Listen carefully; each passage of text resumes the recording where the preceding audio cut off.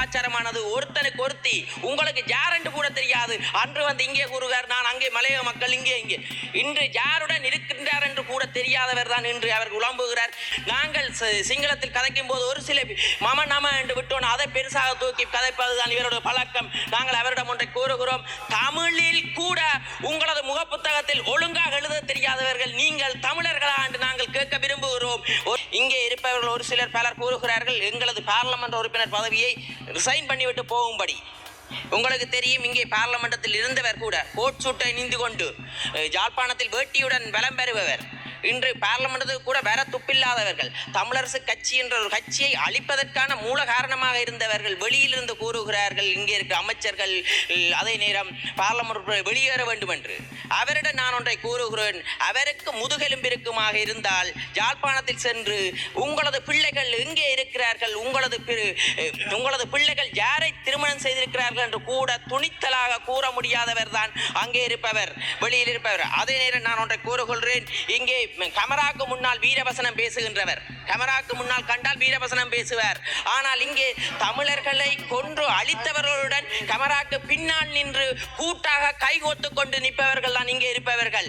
அதை நான் ஒன்று கூறுகிறேன், எங்களை பார்த்து கூறுகிறார் அவர் எங்களை பதவி விலக வேண்டும் என்று.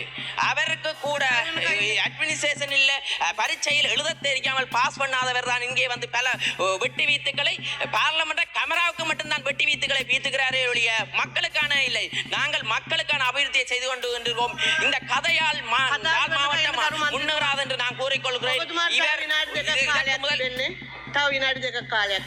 அதற்கு முதல்ல இவருக்கு கூற வருகின்றேன், இவர் தமிழரின் கலாச்சாரமானது ஒருத்தனுக்கு ஒருத்தி, அதை கூட நிறுவ தெரியாதவர்.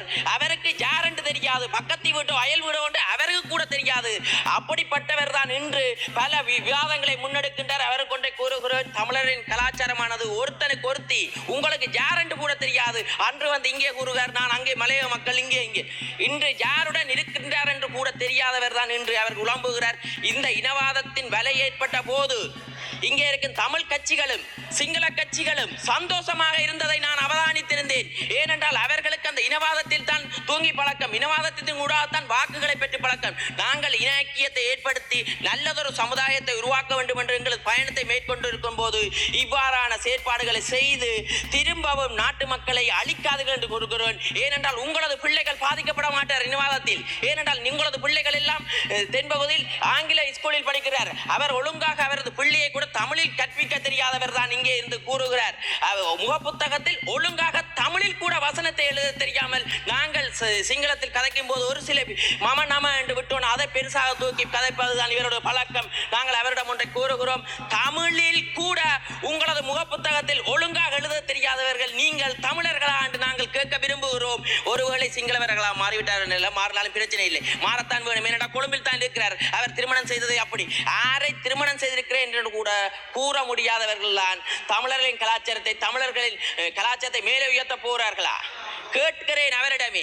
ஆனால் இன்று அவர் பெரிய பீத்தாண்டிகள் மாதிரி முன்னால் தமிழ் வசனம் கதைக்கிறார், தமிழரை உசுப்பேற்றுவதற்காக செயற்படுகிறார். இவ்வாறு உசுப்பேற்றிய தமிழர்களை கொலை செய்த வரலாறு தான் இருக்கிறது. அவர்கள் ஒருமித்து தமிழ் சிங்கள முஸ்லீம் அனைவரும் ஒருமித்த நாட்டை கட்டியெழுப்பிக் வரும், அதுக்கு ஆதரவை தாருங்கள் என்று கூறிக்கொண்டு விடைபெறுகிறேன். நன்றி, வணக்கம். මොකද අර්ජුන මන්ත්‍රීතුමා පොයින්ට් එක இந்த பாயிண்ட் ஆஃப் ஆர்டர் நான் தமிழ்ல சொல்ல விரும்புறேன். என்னுடைய தாய்மொழி தமிழ், ஆகவே நான் தமிழ்ல சொல்ல விரும்புறேன். 91 H wait no member shall make any imputation of improper motive against another member. அது ஒரு பாயிண்ட். ரெண்டாவது ஈ வாசிங்கோ, every member must confine his observation to the subject under discussion. எனக்கு இப்ப சொல்லுங்க தம்பி இளங்குமரன், இந்த சப்ஜெக்ட் தொடர்பா எத்தனை நிமிஷம் காய்ச்சினவர் நீங்கள் எப்ப நிப்பாட்டினீங்க? நீங்கள் காதல டிரான்ஸ்லேஷன் போட்டுக்கொண்டு கேட்டுக்கொண்டு தானே இருந்த நீங்கள் சப்ஜெக்ட் சம்பந்தமா. இன்றைக்கு மின்சார விதி சம்பந்தமா சப்ஜெக்ட் போய்கொண்டு இருக்கு. நீங்க இன்னைக்கு அதை கேட்டுனீங்களா நிப்பாட்டினீங்களா? நேற்று என்ன நிப்பாட்டினீங்க? 4 நிமிஷம். நேற்று 4 நிமிஷம் நீங்க என்ன நிப்பாட்டினீங்க. ஆனா இன்றைக்கு வரை நிப்பாட்டல. இது இந்த மூலாசனத்துக்கு வந்து அவமரியாதை. முதல்ல தயவு செய்து இருக்க வேண்டாம். தயவு செய்து அங்கால போய் இருங்க. உங்களுக்கு வெக்கம் மானம் ரோசம் இருந்தா தயவு செய்து அந்த கதிரையில இருக்க வேண்டாம். நேற்று இதே மாதிரி தான் நான் சம்பந்தம் இல்லாம கதைக்கிறேன்னு சொல்லி 4 நிமிஷத்துல 2 நிமிஷம் குழப்பினீங்க. உங்களோட கட்சிக்கு ஒரு நியாயம், என்னுடைய கட்சிக்கு ஒரு நியாயமா? பதிலே சொல்லுங்க தயவு செய்து. நான் தமிழ்ல கதைப்பேன், நான் தமிழன். நெஞ்சில் அடிச்சு சொல்றேன், நான் தமிழர். எனக்கு இனவாதம் இல்ல. நான் சிங்கள மக்களை காதலிக்கிறேன். ஆனா நான் தமிழர். எனக்கு பதிலே சொல்ல மாட்டீங்க. ඔබතුමා பதிலே சொல்லுமா நீங்க? பதிலே சொல்லுங்க. ඉස්සලා ஓ பதிலே சொல்லுமா நீங்க? මට අයියා මට සිංහලෙන් කතා කරන්න ඕනේ නැහැ. මේක මට දෙමළෙන් කතා කරන්න ඕනේ. මට අයිතිය තියෙනවා දෙමළෙන් කතා කරන්න. මට සිංහල පුළුවන්. මම ආදර කරන්නේ වැඩිපුර සිංහල මිනිස්සුව. හැබැයි මට මේක දෙමළෙන් උත්තර දෙන්න ඕනේ ඔයගොල්ලෝ. කොහමද මෙයා මෙතුමා අදාළ සබ්ජෙක්ට් එක නැතුව කතා කරන්නේ? කොහමද ඔයගොල්ලෝ දුන්නේ? මට இதுபோன்ற செய்திகளை உடனுக்குடன் தெரிந்து கொள்ள மீரா தமிழ் சேனலை சப்ஸ்கிரைப் செய்து இணைந்தீர்கள்.